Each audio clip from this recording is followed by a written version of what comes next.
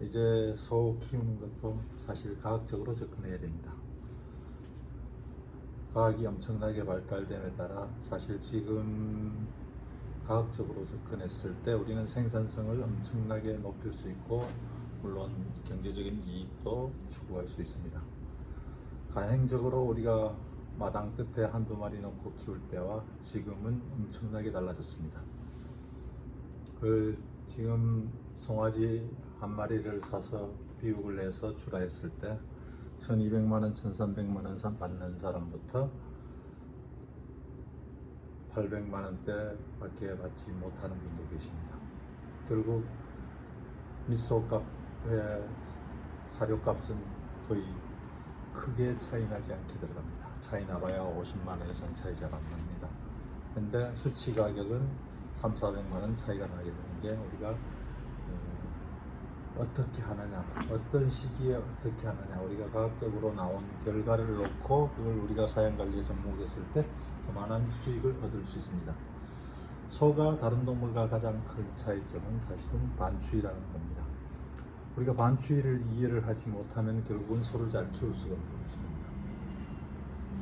여러분들이 소를 키운다고 하지만 사실은 우리가 주는 사료는 소를 키우는 데 들어가는 사료이기도 하지만 실질적으로는 미생물을 기르는 데 사용되는 미생물 사료입니다.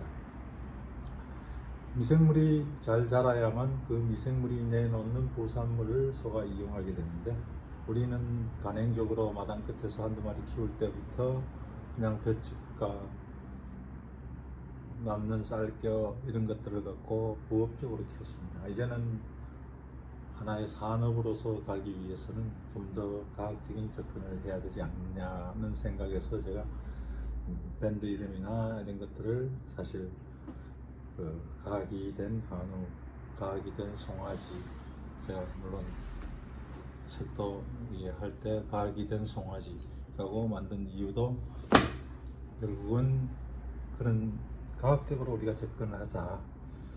반추위를 어떻게 발달시켜야 소가 소로서의 능력을 최대한 발휘할 수 있느냐, 우리는 그 능력을 최대한 뽑아서 경제적인 이익을 추구하는 게 첫째 소사육의 목적입니다.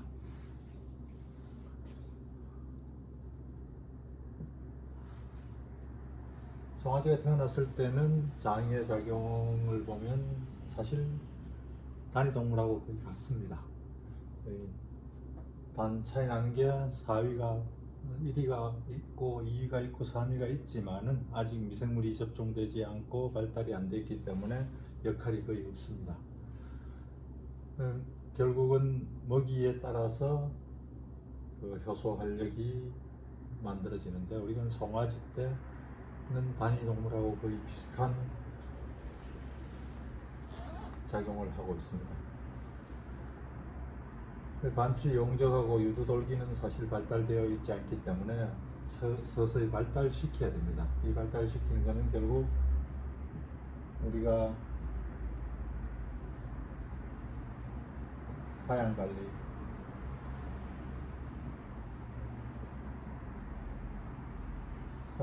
어떻게 하느냐에 따라 발달이 다릅니다.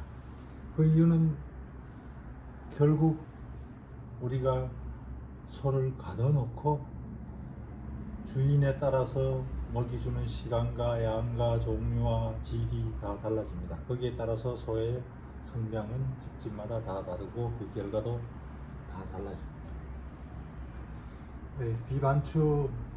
반추동물 안 한 단위동물에서 사실 완전한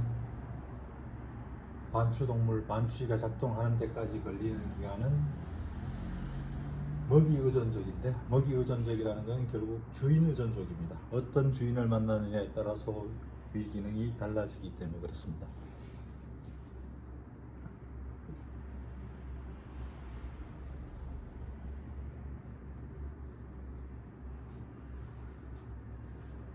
이 사진은 펜실베니아 주립대에서 찍은 사진입니다. 발달되지 않은 반추위 사진과 발달이 잘 된 반추위 사진은 유두돌기의 크기와 조밀함, 결국은 영양분이 흡수되어서 이용되어야 되는데 소화된 것이 흡수 이용되려면 표면적이 커야 됩니다. 이 유두돌기가 발달되지 않은 것과 발달된 것의 흡수력 차이는 어마어마합니다. 결국은 먹고 흡수를 해야 내 것이 되지, 흡수하지 못한 거는 결국 입 벌리고 항문을 벌리고 있으면 몸 밖에 있는 거지 먹어봐야 아무 의미가 없습니다. 결국 먹은 것이 에너지로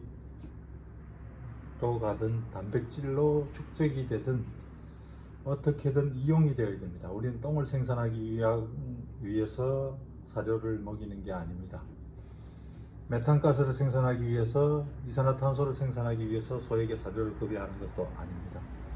결국 우리는 고기를 생산하기 위함입니다.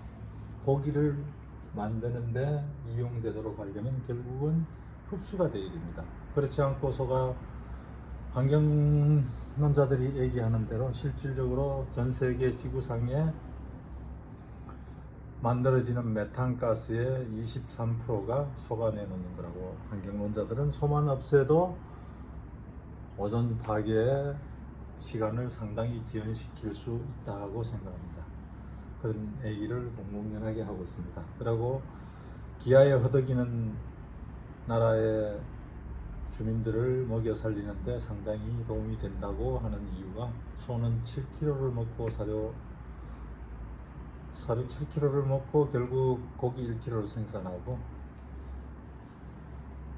닭은 요즘 1.3kg 먹고 1kg를 생산하고 있습니다. 돼지는 2kg를 먹고 1kg를 생산하고, 물고기는 1kg를 안 먹고 안 되게 먹고 결국은 고기 1kg를 생산하니까 미래 먹거리는 결국 아쿠아컬처다. 미래 10대 직업 중에 의사, 변호사, 검사, 판사, 국회의원 하나도 없습니다. 농업 관련되는 분야에서는 미래 10대 직업에 수의사가 있고 아쿠아컬처, 물고기 양식이 있습니다. 물고기 양식이 그만큼 경제성이 있기 때문에 그렇고, 지금 최근 들어서 이제 우리가 곤충을 많이 기르는 것도 먹이 대비 사료 효율이 좋기 때문에 그렇습니다. 태어날 때는 송아지는 전체에서 만추의 크기가 29%를 차지하고, 2위가 6%, 3위가 14%, 4위가 51%, 결국 4위 중심으로 단위 동물에 가깝게 해서 태어나지만, 위가 성우가 되면 결국 전체 55%가 반추위가 되고 24%가 3위가 됩니다. 이게 전체적인 절대 크기가 늘어나고 줄어드는 게 아니고, 이거는 비율입니다. 그렇기 때문에 실질적으로는 엄청난 차이가 되죠. 송아지의 특징 중에 하나가, 태어날 때는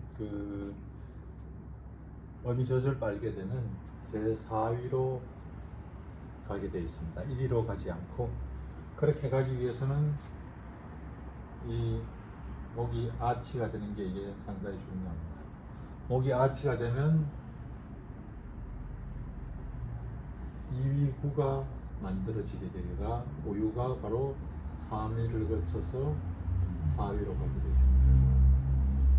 이렇게 돼야만이 정상적인 소화가 됩니다. 그렇지 않고 1위에 우유가 들어가게 되면 1위에서 소화 능력이 없기 때문에 우유가 썩게 됩니다. 썩게 되면 삼투압이 올라가고, 그렇게 되면 체내에 있는 수분이 1위로 몰려들게 배추저리는 현상으로 결국 만들어져서 1위에 물이 고이고 내부 탈수가 일어나면서 결국 폐사에 이르게 되는 경우가 상당히 자주 볼 수 있습니다. 결국 우리는 젖병급여하면서 지금 현재 제일 문제가 젖병의 구멍을 크게 하는 것, 그 다음에 온도가 일정하지 않은 것, 그 다음에 희석 비율이 일정하지 않은 것, 그 다음에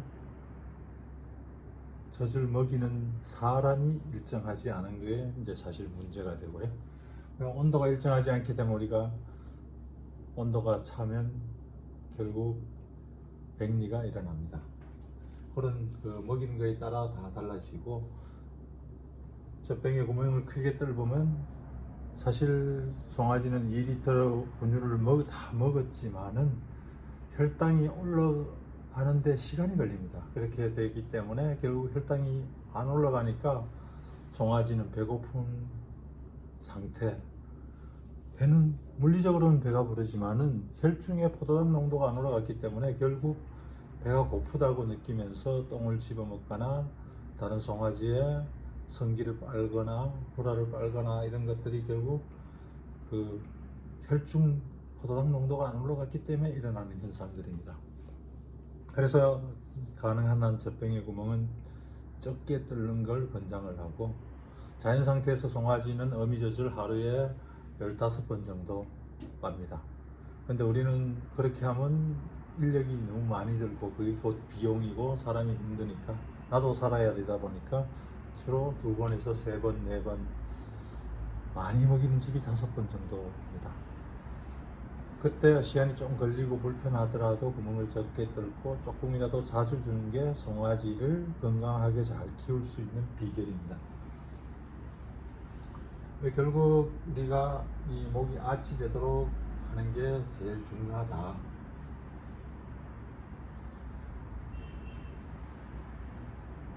이 어린 송아지가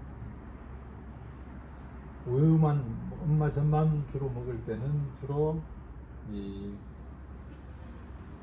소장에서 소화가 됩니다. 노란색은 소장입니다. 근데 이제 우유하고 농후 사료가 들어가게 되면 결국 만추위하고 소장입니다. 이런 식으로 이제 소화 주요 부위가 달라지게 됩니다.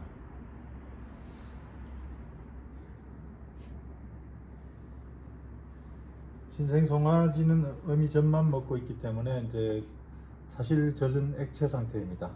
위에서 빨리 내려가 버리면 소화 효소가 분해해서 소화할 시간이 모자라게 됩니다. 그래서 레닌이라는 소화 효소가 분비되면서 젖 속에 있는 카제인을 응고시켜서 천천히 장을 통과하면서 소화가 되도록 만들어져 있습니다. 간혹 송아지가 죽은 걸 해부해